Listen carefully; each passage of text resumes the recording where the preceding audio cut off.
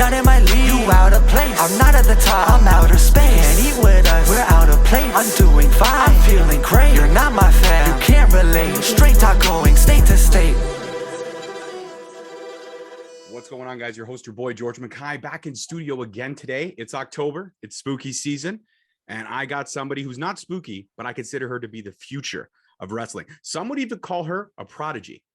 I know I do. And I picked her to win the ROH Women's Tournament. And you know what? She lived up to all my expectations. Please help me welcome to Straight Talk Wrestling, the newest member of the Straight Talk family, ROK C. How are you, my dear?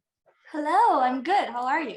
I'm good. So right off the bat, like I said, I picked you and Trish Adora to go into the finals. I really wanted that match. And I was able to actually sit down with Trish midway through the tournament. And she really loved the fact that it could potentially be you two, because I figured two amazing young talents, the world is their oysters. Either one of these ladies could lead the division. And you know what? She didn't make it, but that's okay. You did. And that match with Miranda, I got to be honest with you. I'm a girl dad, as we talked before I pushed record. I'm a girl dad. And seeing you win and seeing your stepdad come in the ring and you guys share that moment, all the girl dads out there, I don't care who they are, they could be as tough as nails. Nobody had a dry eye in the house. I know I didn't. I was at home. I had tears streaming down my face. I'm like, oh my God, it's beautiful. But I know my daughter asked you this, but I mean, to share a moment like that with your dad, like you mentioned before we recorded, 4 girls, and you're kind of the one who went the kind of tomboy route. You loved wrestling. You wanted to do wrestling, all that stuff. For him to see you achieve your dream so early on with so many more years ahead of you. How was that? Just that little sprinkle to see him be there to share that moment with you. It was so special. My stepdad came into my life when I was about 3 years old, and my real dad was never a part of my life. So he's always been like so supportive, and he's my dad. Like I consider him my dad, and from the beginning, he had been a wrestling fan when he was younger, so he thought it was pretty cool that I kind of got into wrestling. He took me to my first indie show. He took me to my first WWE show. Even like when I started actually taking bookings, he always tried to be at my shows. He's a firefighter and a paramedic, so sometimes he would kind of like show up in the ambulance at my show just to like catch my match, and then like, okay, I'm out. And so he's always been like so supportive, and he's always been there. And so to have him like be able to come in the ring and like share that moment with me, and kind of like a full circle moment, because he's the first person that I told like I want to be a professional wrestler. And so it's so amazing, and I'm pretty sure a couple of tears were rolling down his face. Absolutely. And you know what, you had quite the tournament, man. I mean, right off the bat, they threw you right into the fire. You had to go up against Sumi Sakai, who's like a legend in this business. And if nobody knows who she is, please do your research, because she is a legend. Then Quinn McKay, upcomer. She's also like the backstage correspondent, if you will. Again, not an easy challenge by any standpoint, because she had to prove she deserved to be there. And then you had Angelina Love, arguably one of the legends in ROH. Hands down, she's been around for quite some time. And then you got to go up against Miranda Alizé. Out of all 4 of those women, and I mean, I watched the tournament from beginning to end. All the matches, like I said, you did not have the easiest route to get there, but you did. Out of all the matches, which one would you say was your toughest opponent? Ooh,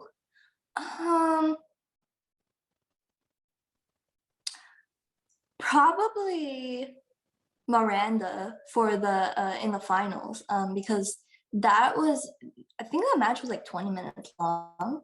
Mm-hmm. And it was super back and forth, and it was pretty tough. So probably that match. I'm like kind of debating between her and Sumi, because as well as Sumi, like that was the first match that I had in the tournament. And like I said, I was kind of thrown to the wolves, because I was like, she's a freaking legend. She was the first Woman of Honor champion. So yeah, that was pretty nerve-wracking, because it was just like, okay, I'm trying to be the first Ring of Honor Women's World Champion, and I'm going up against the first Woman of Honor champion. So it's like she won that last tournament, and it's like, okay, like let's see if I could pull this off. But on the indies, like I was kind of thrown into a lot of crazy matches like that, like being very young. Like I think I wrestled Jazz when I was like 16 or 17 on the independent scene. So I think experiences like that kind of helped me for this tournament, just because of the fact that I was thrown into all these like matches with all these super experienced women. I was kind of a little bit more ready when I was thrown into matches with like Sumi and Angelina. I would think that I would say that's safe to say. And you know what? Actually, speaking of Jazz, she's a legend. She's actually one of my all-time favorites. Next to, I would rank her up there. My top 5 females in no particular order. I'd put her up there. I'd put obviously Medusa, Alundra Blaze. I'd put Trish Stratus because I'm Canadian, got to rep Canada. I put Natty Neidhart, and I definitely would put China up there in the 4. That's a good list. Right? I listen, I'm a girl dad, but I'm also very pro women's wrestling because the minute my daughters were born, I wanted to show them how strong women could be and that women are not second-class citizens. They are first and foremost. And not only can they kick ass and look good doing it, but they can change the world. And if we haven't realized anything in the last 4 years, women have changed arguably the most male-dominated sport in history. And they have made it so not only where they're competing, but they're outdoing.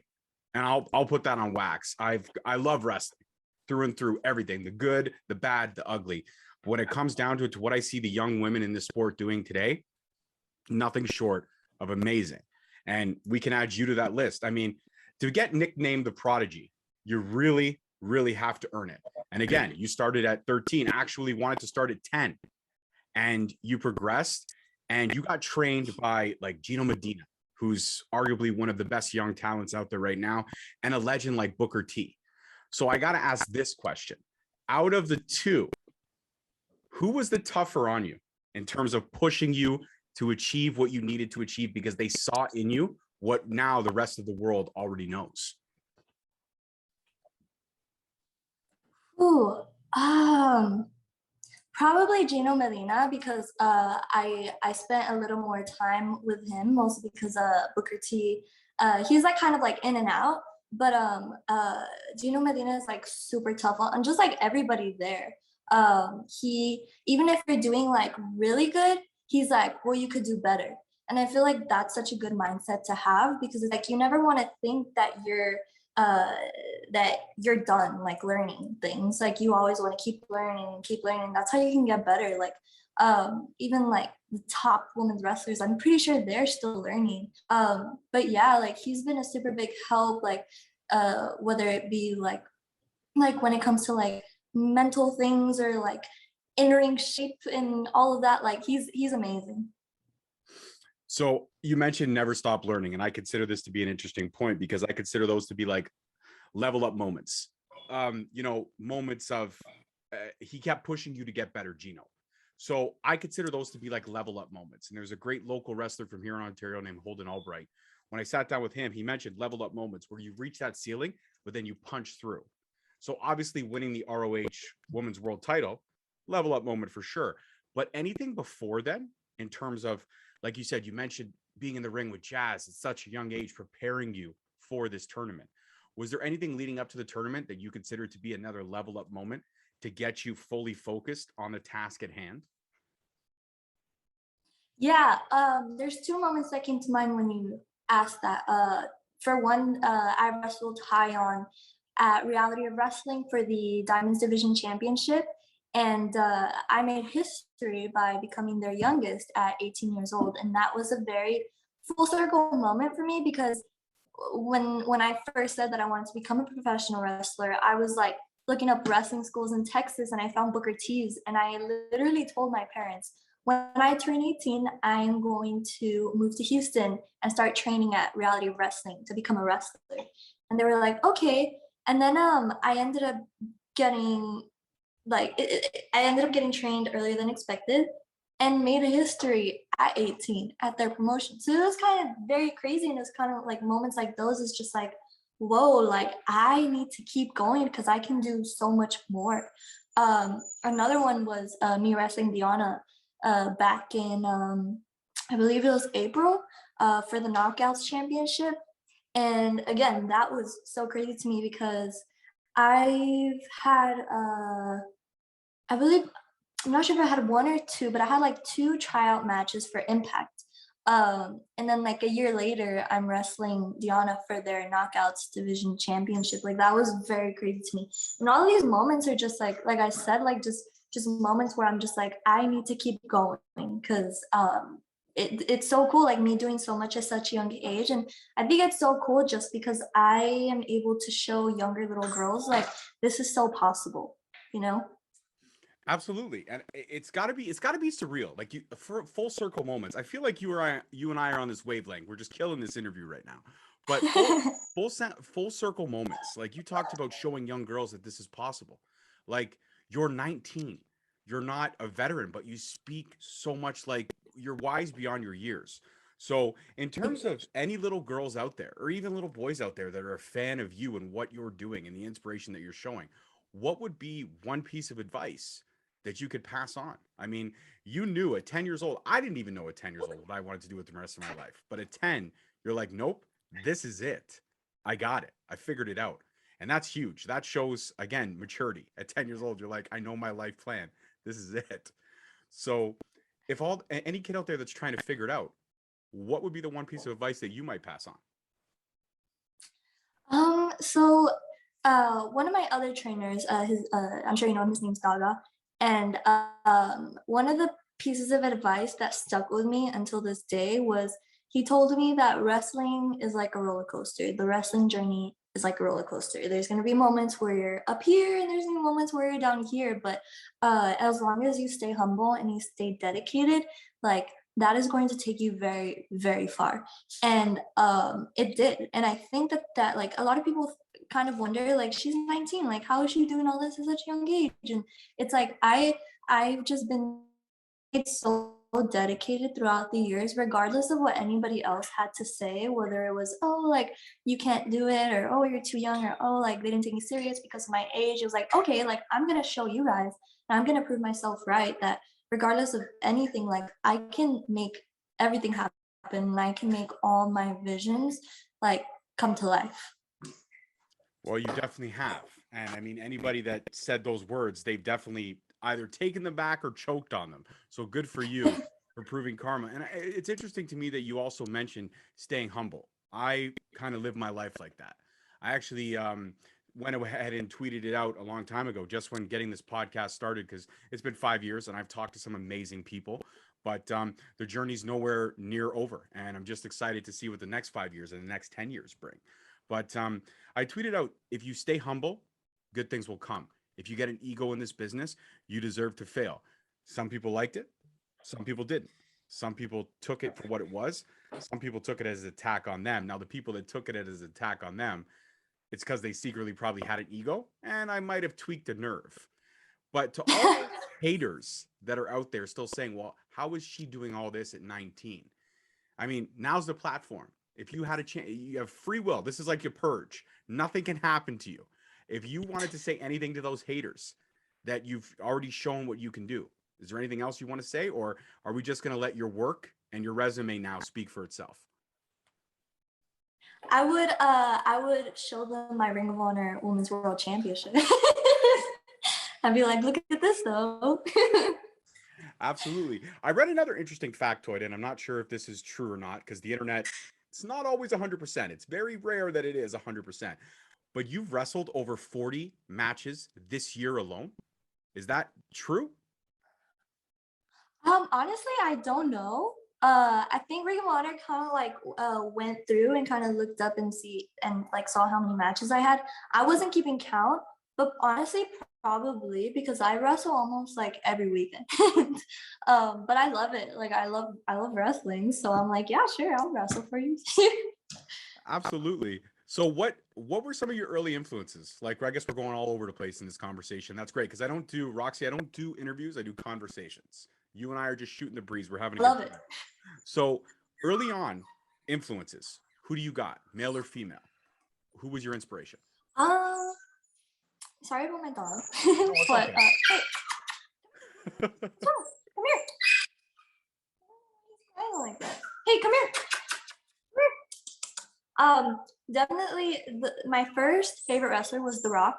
I was obsessed with The Rock, and I was actually like, I loved him because of his movies. And then he's actually kind of what got me into professional wrestling because he's just so like out of this world. And also like when I was younger, I was in theater for a long time. And so like I think like all these out of this world characters kind of like drew me in, and I was like, whoa, what is this? Just 1 second. Can I grab him real quick?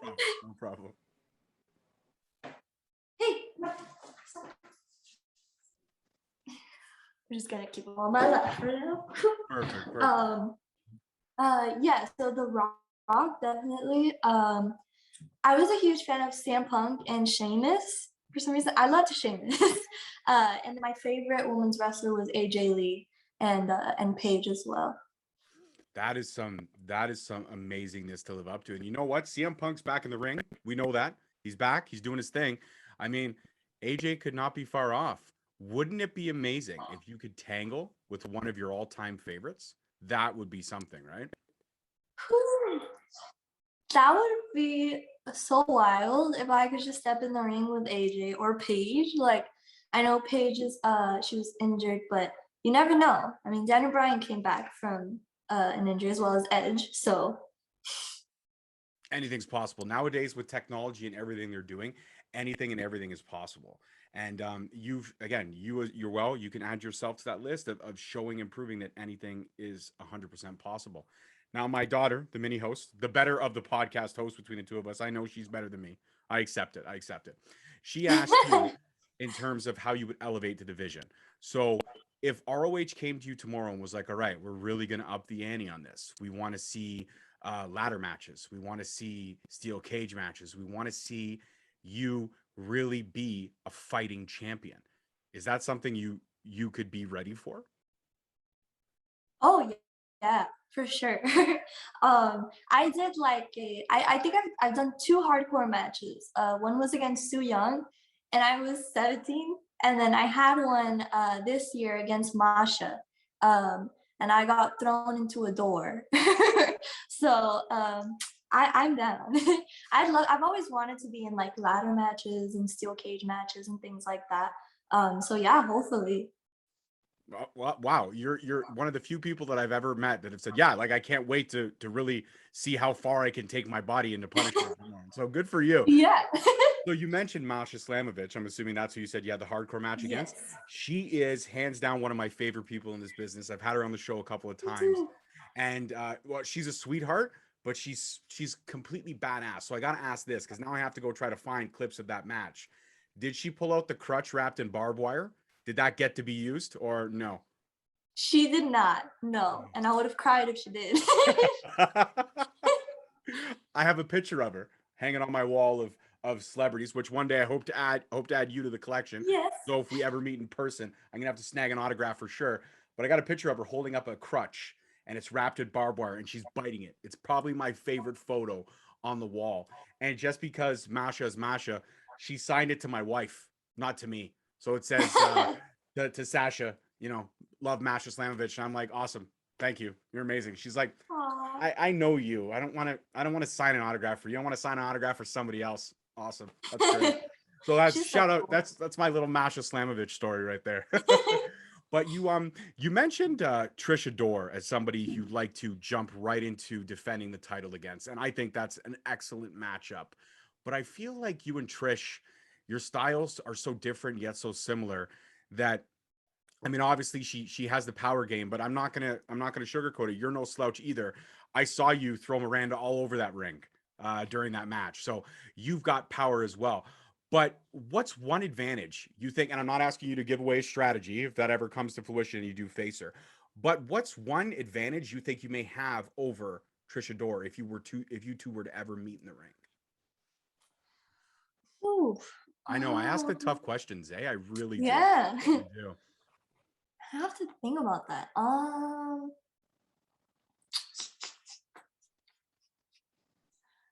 think like for me, I think like being the prodigy means that I can pull out anything from my back pocket. So like someone may be a striker or a submission specialist or like a luchador, but I kind of have like a mix of like everything.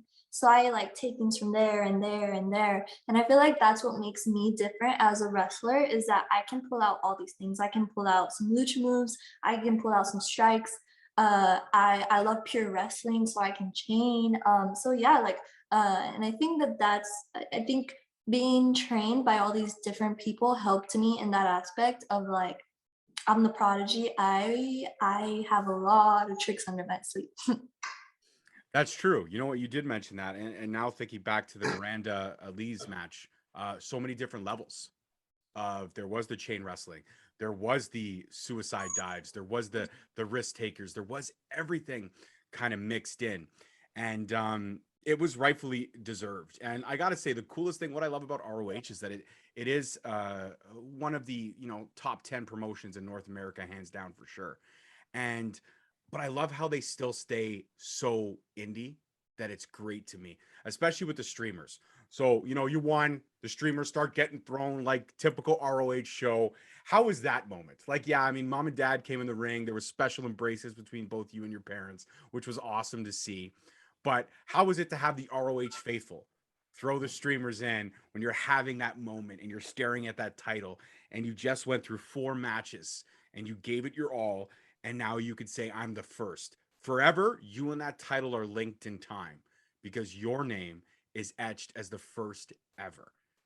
To hear that now, how does that's got to It resonate? even it gives me the chills like now, like literally. It's crazy because during the show, I think they like aired mine and Miranda's promo like at the beginning of the show, and I could hear the fans from backstage like they started chanting my name, and I was like, what is going on? And it gave me like the chills. And then when that happened and I won, um, there was like literal like tears because I was just like, this is crazy.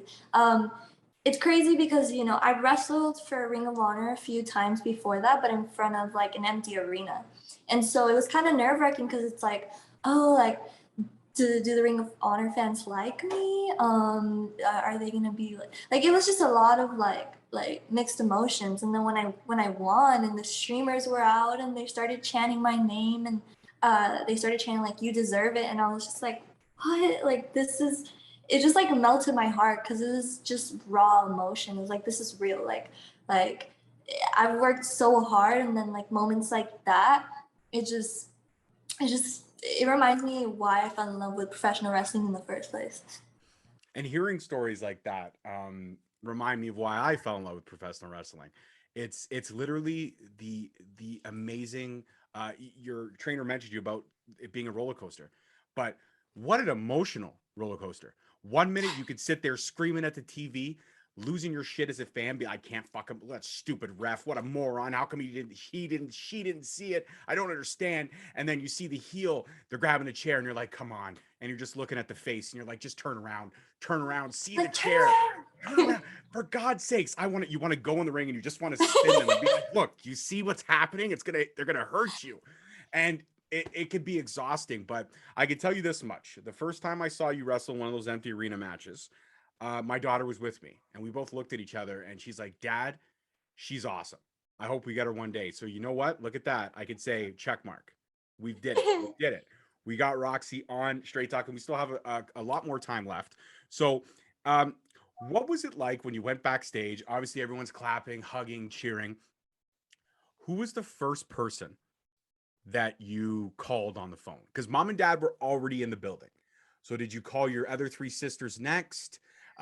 Did you call one of your trainers next? Like when the phone, or better yet, better question, what was the first message that you saw? Was it from a fan? Was it from a trainer? Was it from a family, a friend? When you walk back there and you're in a moment, you're having that moment to yourself in the locker room with the title, and you looked over, you grabbed your phone. What was the first message that you saw? It was actually Gino Melina, and he sent me a text that he was like, "You're effing amazing," and I was just like, "Ah, it's crazy," because like it's like people that it like you kind of like started with, and then like he's taught me so much. And I remember a few months ago, like I was going through like a really tough time personally, and I remember I was in the ring with him, and we were doing like some blow up drills. and it was just me and him, and I literally like broke down, and I was just like, I can't, like, and I started crying. And I remember he told me, he's like, blood, sweat, and tears. And that like stuck with me because it's so true. You hear people saying like blood, sweat, and tears, but it's real. And like when moments like that happen, like I came to the back and the whole roster was like lined up like side by side, and they were all clapping for me. And like I literally like it still gives me chills and makes me want to cry like right now, because it's just like it's so amazing to have all this support from just like everyone. Like I'm the baby of Ring of Honor. Like, I'm kind of like, I guess not the rookie, right? But I'm the newbie, and to have everyone support and like to just see that like everybody like lined up to congratulate me, it was so special. Absolutely. One of the special moments for me as a fan was not only seeing that real emotion that you carried in that ring that night, seeing that crowd saying you deserve it, because you absolutely did deserve it. My favorite moment was seeing one of my personal favorite women in wrestling of all time, Maria Kanellis, in the ring, hand you the title. And it was like a passing of the torch moment. This is from a diva who had to scratch and claw for camera time, had to fight to, if you run a pay-per-view, unfortunately you were in a Braun Panties match or in a Playboy Bunnies match or something degrading like that. And to see full circle her not only running this whole tournament, but to see her handing it to you, 19, the world is your, I'm going to swear right now, and you could swear on the show too, so it's okay. The world is your fucking oyster. And you did it. You absolutely did it. I'm not even related to you, but for being a girl dad, proud dad moment for me too. But it's full circle. It's full circle, Roxy. You have an OG that fought for everything that you guys all have today. That when I sat down with her, she said, greatest quote I've ever heard: the first ones through the wall are the bloodiest. She's like, people don't understand what that generation of divas had to go through, what we had to do. And now all of us are no longer with that organization.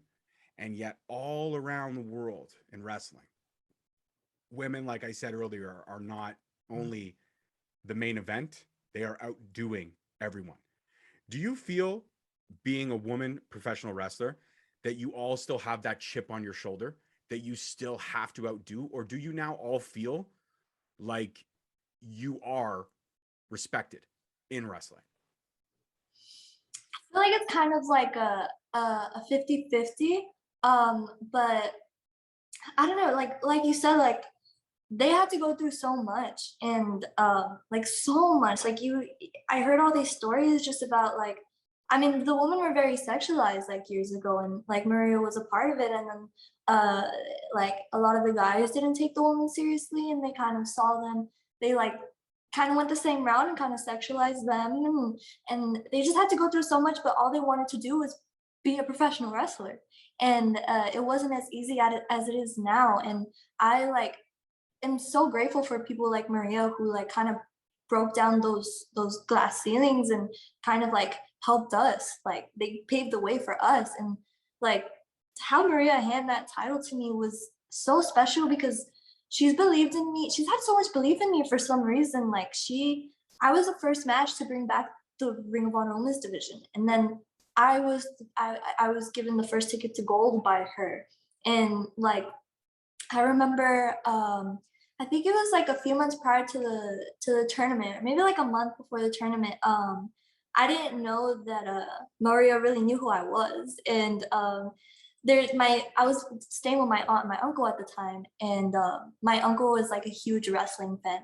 And I remember when I saw that, I showed it to him, and sorry, I didn't explain, but she did an interview, and she talked about me, and she's like, oh, Roxy, she's from Texas, and she's so rooted in the ground, and she reminds me of like a young Deanna or a young Becky, is what she said. And I literally, like, there's a video of it, and you can see where I turned to him, and I'm like, Becky Lynch, like, what? Like, Deanna, what? This is Maria? Like, I didn't even know she knew who I was. I was like freaking out. And then like, here it is a month later, I'm getting a call. Do you want to have the first ticket to gold? Yes. So it's just like so crazy.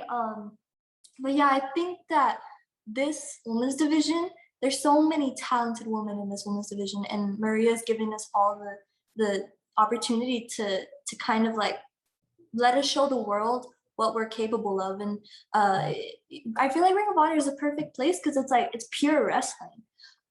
So yeah, we all get to show everybody like we could do this, if not better than the boys.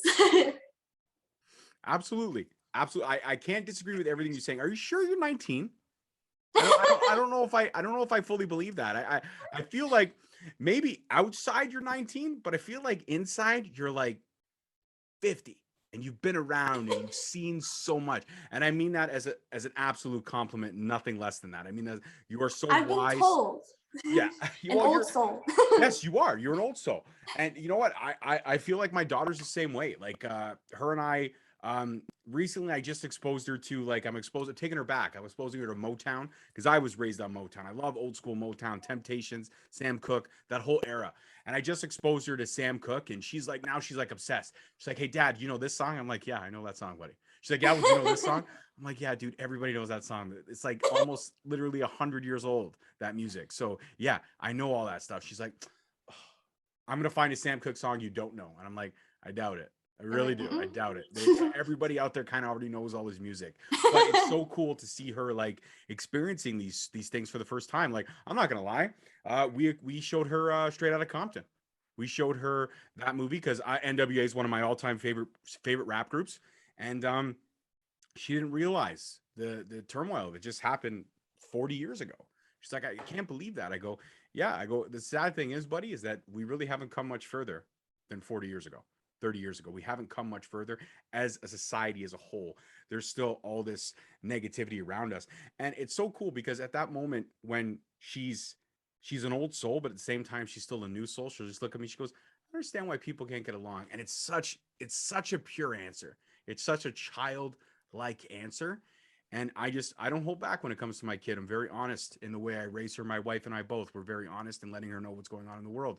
And I just looked at her, I said, "Because buddy, no matter where you live, there's always going to be good and evil. There's always going to be love. There's always going to be hate. It's unavoidable. And you just have to rise. You have yourself as a person have to rise above it. Then if you rise above it, 12 other people may rise above it. And then those 12 may turn into 1,000. 1,000 may turn into 10,000. That's so true. It is. It's the simplest answer. And as soon as I said that, I saw the light click and she's like, "Cool. Good night, Dad." And then she just went up to bed like it was nothing. But in terms of being that old soul, is there anything that you consider to be classic Roxy? Like if you're home on a Sunday and you're not wrestling, I know you said you wrestle every weekend, but let's say you have the rare Sunday off. What's Roxy do? Does Roxy get up in the morning? Does Roxy have herself a cup of coffee or a cup of tea or whatever she chooses to drink in the morning, sit down, make some bacon and eggs, read the morning paper, and then soak in a bubble bath for 6 hours? Or does Roxy get up, tie her hair, run like a marathon for like 13 kilometers, then come back and chug a protein shake? Like, what does Roxy do when Roxy has nothing to do? Yeah, I wake up, I like to get my coffee. I go to the gym every day, so it's kind of like a stress reliever for me. But I have a puppy now. So he's like they're not wrong when they say like puppies are literal children. I'm like, wow. And he's in the phase of like barking and biting, and he's the one that wakes me up in the morning. But yeah, I've always been like a huge dog person, so I'm a dog mom. Nice. And so What yeah, kind of I dog love is to it? like it's a Chihuahua and a Yorkie mix. Oh, it's a small yappy dog. Yes, like his name is Gohan. Okay. Come here. I think he hates me right now because you'll see.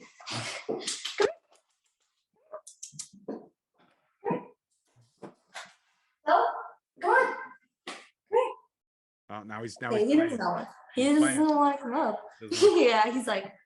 That's awesome. We have a Maltese poodle. So she's about this big. She weighs about 6 pounds. And she loves everyone in the house but me. Why? So I my wife and if my wife and my daughter were here, they would tell you that I pick fights with her.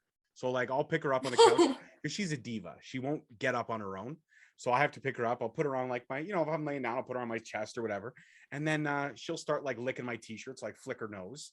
And then she kind of bites my finger and then I flick her nose again. And then before you know it, the two of us are like, we're at each other. Like I've got her, like her teeth are on my hand and I'm picking her up. Yeah, I admit it. I'll put it out there for the world. I am a dog person through and through, but I instigate it with her just because she's so small. And she's got small dog syndrome. You know, you got a small dog.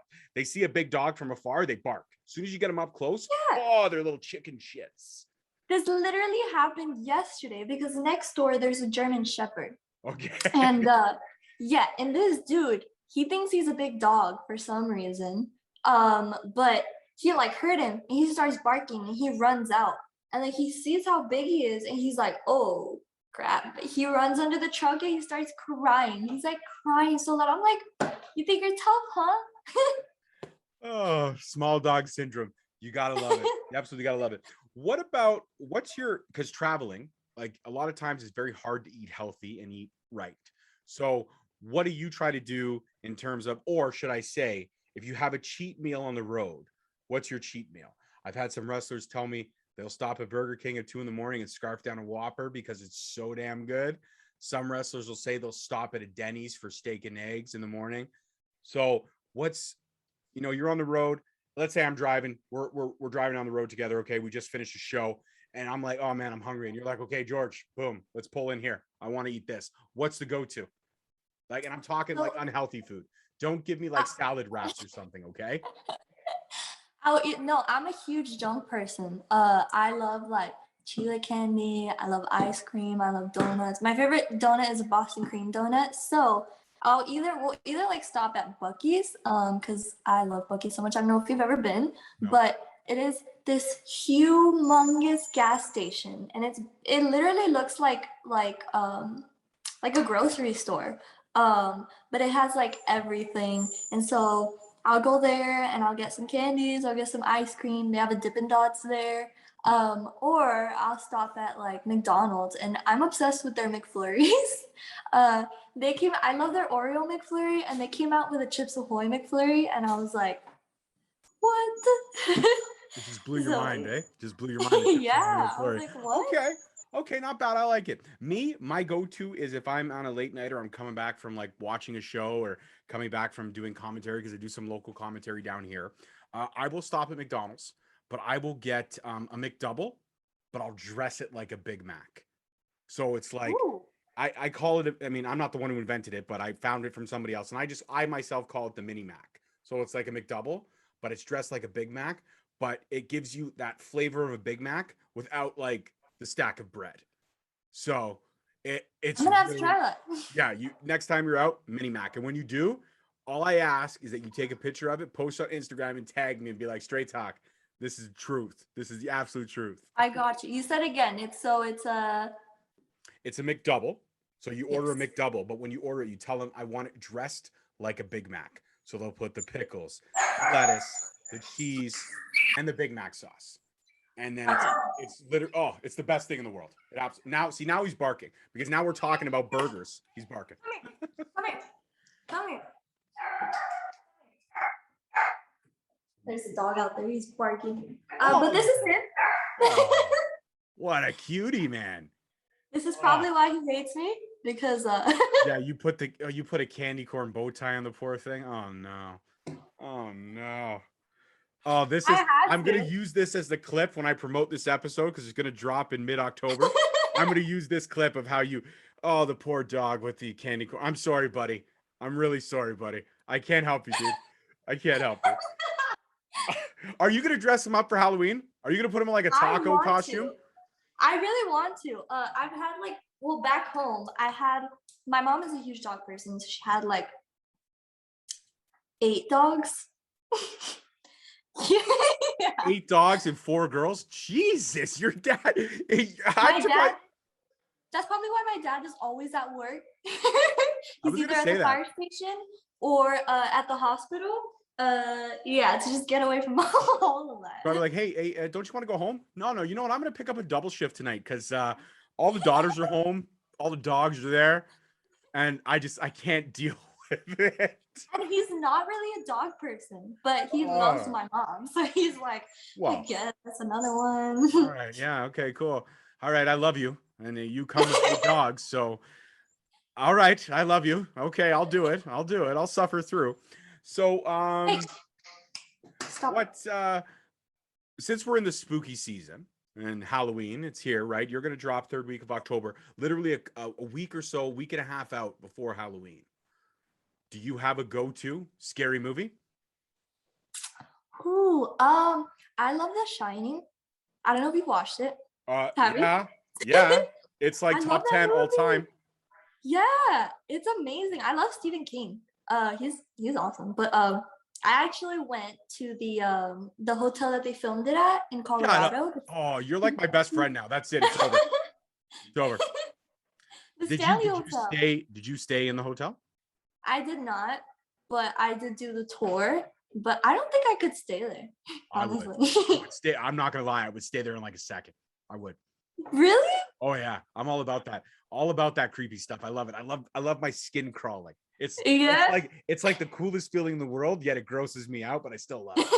I love it when I get that chill down the back of my neck. It's the best. The Shining is an absolute classic, but for me, I am a Michael Myers freak. And other than the two debacles that Rob Zombie did, I felt he ruined the franchise. He sucks as a director. But I will say that Michael Myers is my go-to, and a distant second would be Nightmare on Elm Street. I was thinking that Freddy Krueger. I love that. I love that. Yeah, Nightmare on Elm Street. You can't go wrong with a man with knives for hands. I mean, think about it. He's the perfect date. You go to a steak restaurant, you got trouble cutting your steak, he'll take care of it for you. It's no That's problem. true. I never thought of it like that. You got that's how I tell my daughter. Like now I'm exposing her to horror movies and I'm telling her, just think of them in funny situations. So picture Michael Myers baking a cake. Not so scary now. Sure. Picture Jason climbing a tree in Jamaica or Mexico to grab a coconut and then cut it with a machete. Not so scary now. Picture Freddy Krueger going to the bathroom and then figuring out which hand he's got to use because he doesn't want to use the wrong hand. Be all kinds of problems. All kinds. That's true. Yeah, absolutely. Final question. I'm going to let you go enjoy your evening before you shout out your socials. But I do want to take this time now to thank you and tell you you are a member of the Straight Talk family. So anytime you want to do this again, it would be an absolute honor and privilege to have you. And I do follow you on social media. So once the rest of the world gets your socials, I'll shout out mine. If I can get a follow from Roxy, if I can get a follow from the Prodigy, that makes it amazing. Just an amazing end to a great day. I got you. But my final question, looking at women as a whole right now and all the champions represented in each company. So you got Britt Baker in AEW. You've got Becky Lynch, WWE. You've also got Charlotte Flair, WWE. There's your two women. You've got, you got Deonna Purrazzo in Impact. And, then you've got yourself. That's a hell of a group to be in. Now, we know that there's a forbidden door thing that's happening. People are crossing barriers all the time in this business.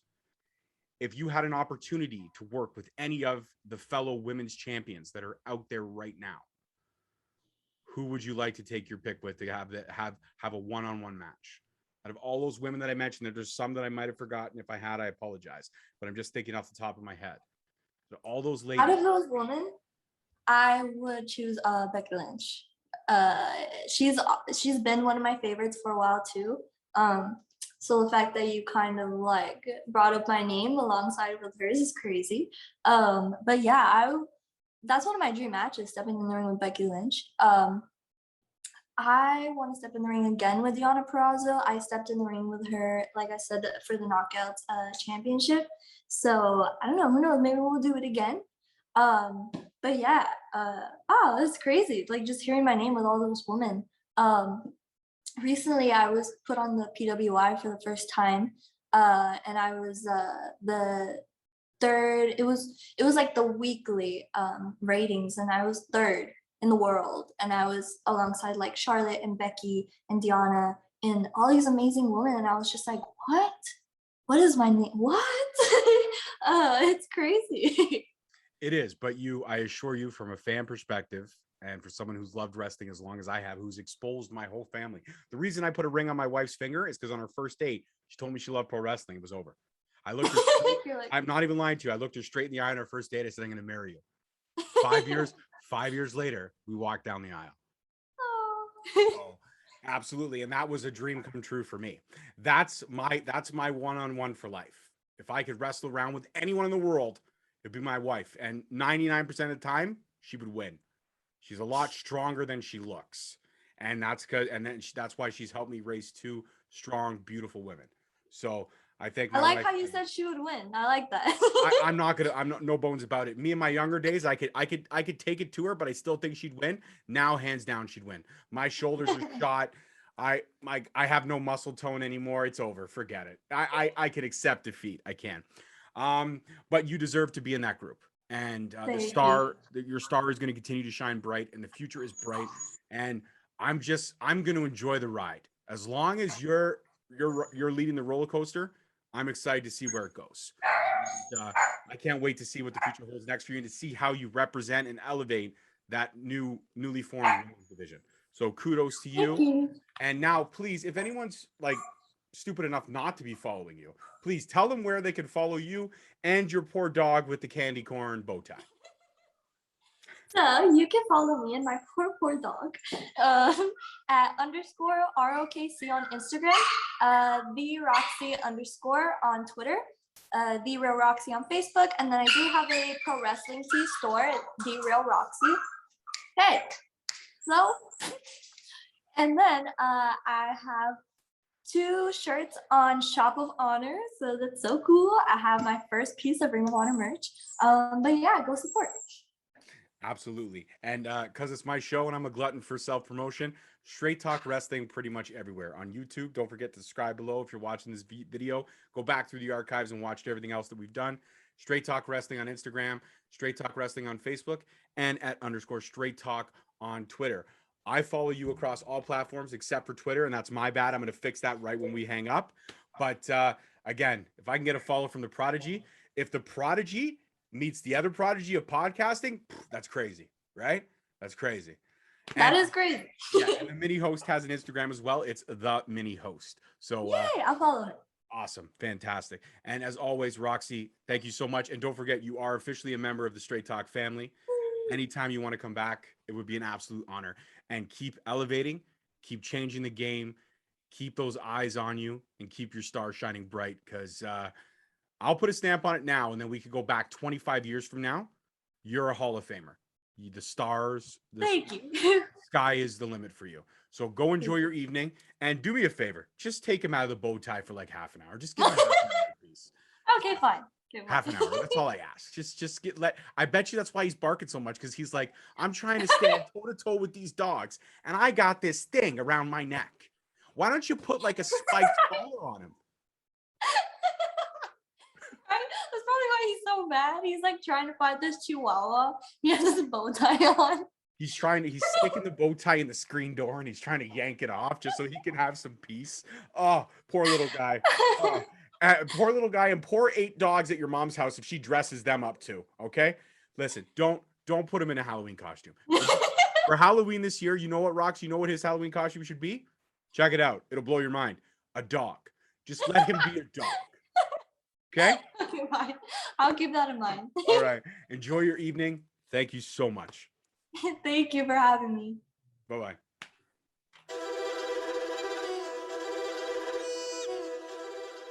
Thank you so much for listening. Don't forget to tune in next week for another great episode on all available podcast platforms and hosted on Podbean. Also, check us out on YouTube at Straight Talk Wrestling, on Instagram at Straight Talk Wrestling, on Facebook at Straight Talk Wrestling, and on Twitter at _Straight Talk. And if you feel the need to buy some sweet merch, check us out on ProWrestlingTees.com. Leaving the scene with no trace, not in my league. You out of place. I'm not at the top. I'm outer space. Can't eat with us. We're out of place. I'm doing